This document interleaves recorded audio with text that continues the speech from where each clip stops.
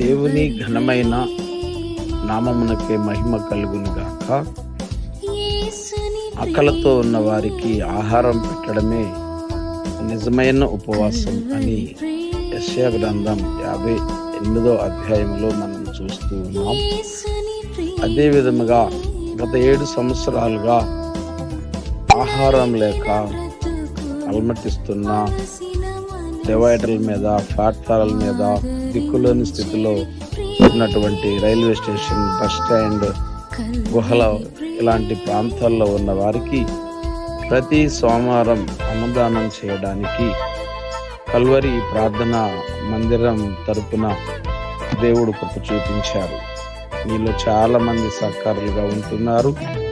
ఈ దేవుని చిత్తంలో ఉన్న గొప్ప కార్యాన్ని ప్రతి సోమవారం జరుగుతున్న ఈ అన్నదాన కార్యక్రమంలో పుట్టినరోజులకి, అలాగే పెళ్లి రోజులకి, రకరకాల ఫంక్షన్స్కి అనవసరమైన డబ్బులను వృధా చేయకుండా ఇలాంటి వారికి పెడితే ఎంత బాగుండును. దేవుడు సంతోషపడతాడు. తద్వారా మీ కుటుంబాలకి మెండైన దీవెనలు దేవుడు దయచేస్తాడు. కనుక మీలో ఎవరైనా సహకారం అందించాలి అనుకుంటే ఈ నెంబర్కి ఫోన్ చేసి తెలియచేయండి.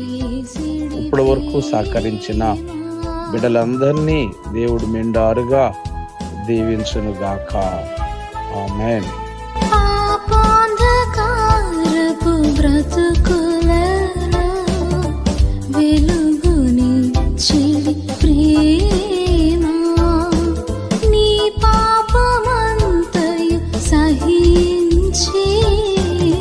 క్షమించి వేసిడి ప్రేమ